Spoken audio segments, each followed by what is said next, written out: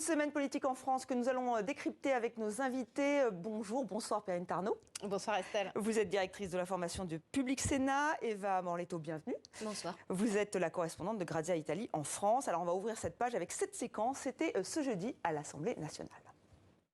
Les prévisions météo indiquent une détérioration significative du climat. Pas du tout. Sévérance.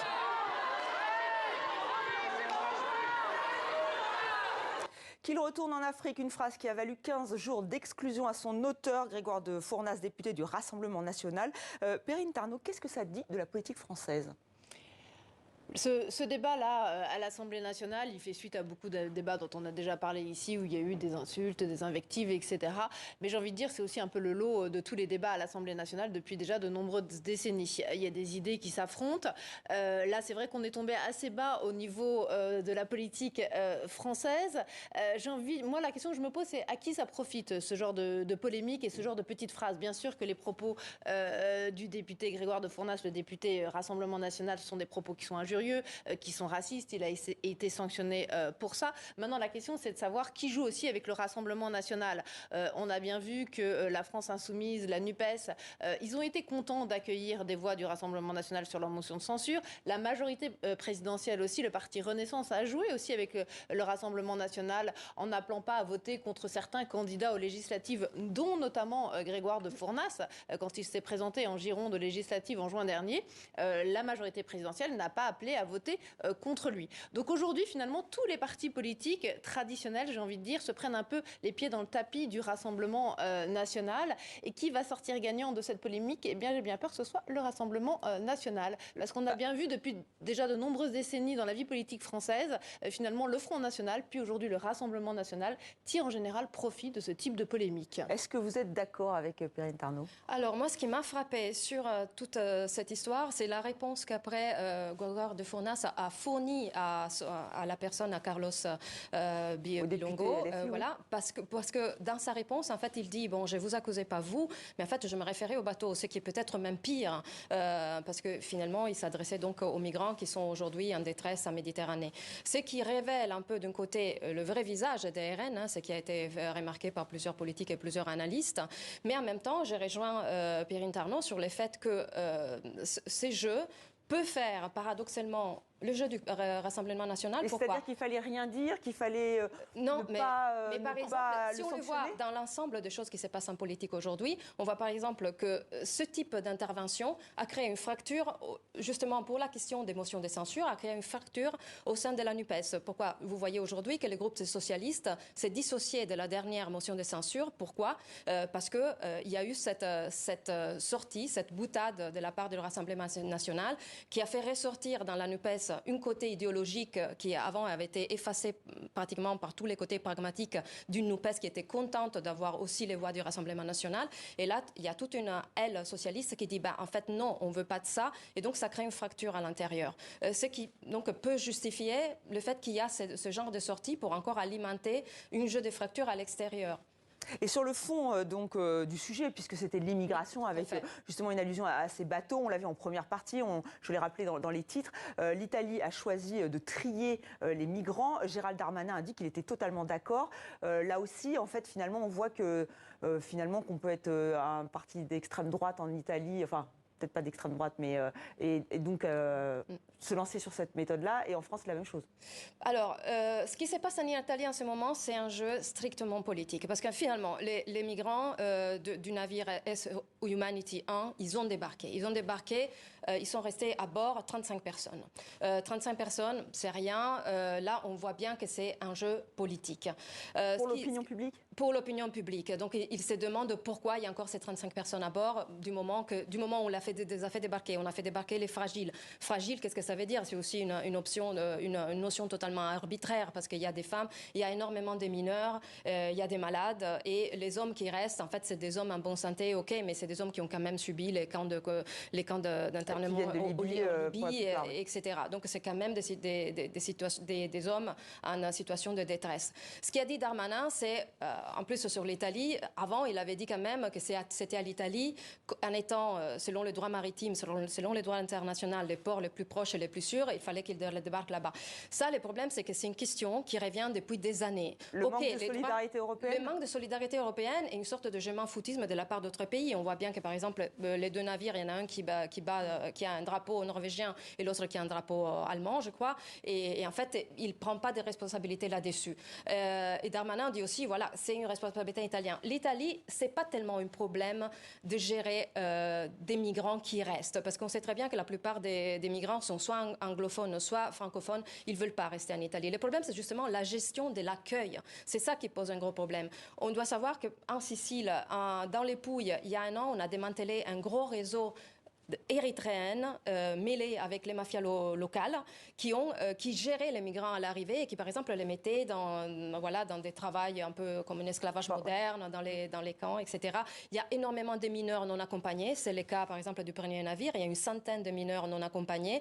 Il y a 10% de mineurs non accompagnés qui disparaissent à chaque fois qu'un bateau arrive et qui finissent dans les mailles de la mafia. Tout ça, donc la gestion de l'accueil et les Italiens sont débordés par ça, n'est pas du tout pris en compte. D'accord, voilà. Il voudrait plus de solidarité européenne. Merci pour ces précisions.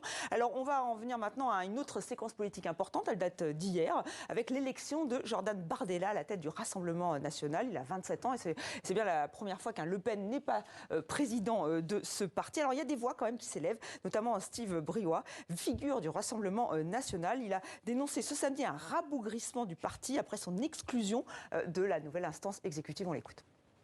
Il y a un risque de re-radicalisation et je ne veux pas. Je ne veux pas revoir débarquer au sein du RN des fous furieux qui ne soient obsédés que par une chose, l'identité. Alors l'identité c'est important, mais il n'y a pas que cela.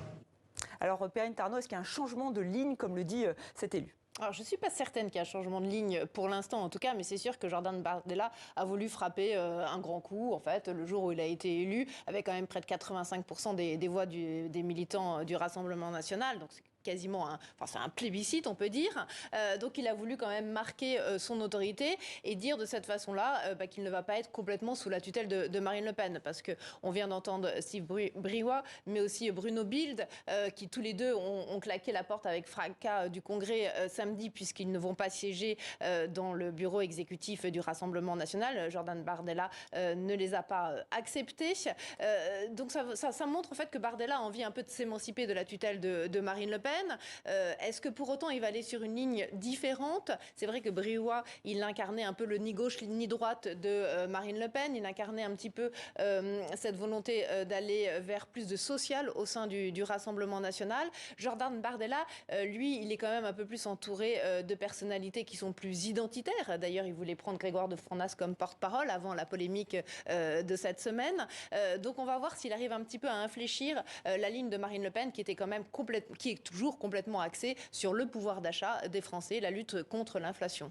Et il a été très clair, 2027, ce sera pour Marine Le Pen, enfin c'est ce qu'il a dit hier. Jordan Bardella, ce sera pour plus tard, sauf si ses ambitions le rattrapent. Oui, alors jusqu'à présent, voilà, il a été sous la cloche de Marine Le Pen. Je peux vous dire ce qu'on voit de l'extérieur. En fait, déjà en Italie, on était beaucoup frappés du fait qu'il n'y a plus une Le Pen. C'est-à-dire c'était un parti. Le parti, c'était la famille Le Pen, et qui représentait, et on a vu aussi tous les changements, donc à partir de Jean-Marie Le Pen, Marion Maréchal et Marine Le Pen. On a suivi donc la sorte de dynastie d'histoire familiale avec toutes les évolutions qui étaient arrivées jusqu'à Marine Le Pen, à voir donc ce dédouanement des anciennes valeurs trop ancrées sur l'identité, etc. Jusqu'à en faire voilà, une partie acceptable. Aujourd'hui, en fait, on a eu quelqu'un qui a suivi tout ce processus qui a été élevé, on peut dire comme ça, plus de 10 ans. Plus de 10 ans, voilà, sous les enseignements de Marine Le Pen.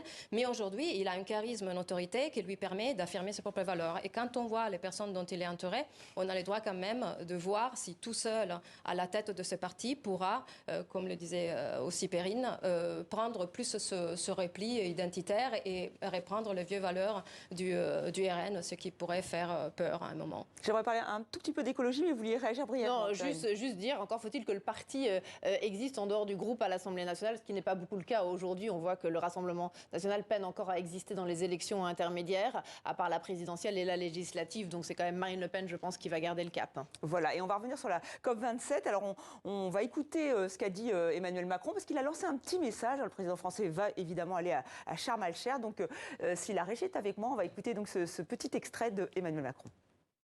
Alors, je voulais vous proposer de m'adresser très directement vos questions sur ce sujet, soit par commentaire en suivi de cette vidéo, soit en postant vous-même une vidéo afin de me poser votre question, de me faire part de vos réflexions sur l'alimentation, le logement, les transports, l'énergie, etc., etc. C'est-à-dire tout ce que vous attendez du gouvernement et du président de la République sur le plan national, européen et international face à ce défi écologique qui est à la fois celui du climat et de la biodiversité. Et donc, j'attends vos questions et j'y répondrai dès la semaine prochaine, là aussi de manière très directe. Je peux parler de manière très directe, Emmanuel Macron.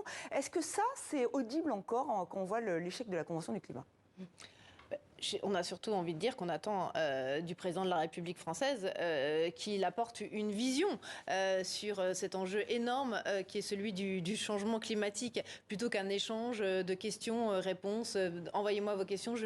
Enfin, on a l'impression là que c'est un niveau très scolaire, ce qui est même presque pour moi un peu inquiétant ce soir, quand on voit en plus les tensions que c'est en train de créer dans la société française. Notamment avec les méga-bassines, cette polémique. Les tensions locales autour des méga-bassines, mais pas que.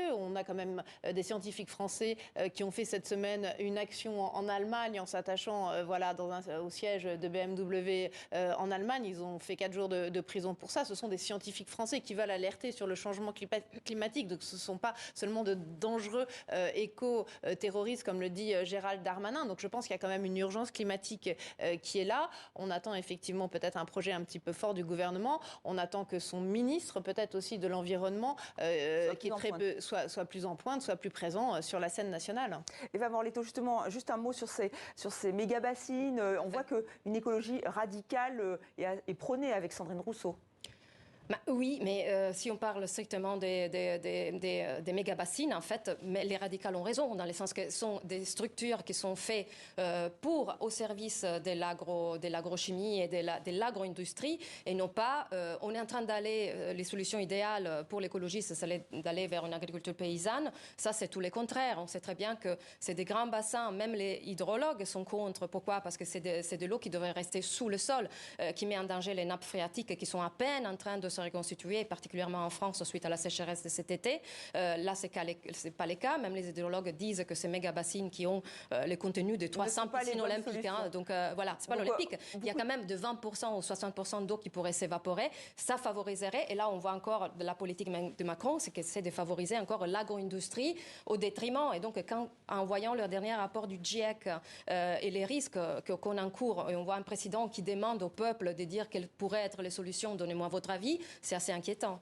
Merci à toutes les deux d'avoir participé à ce débat politique.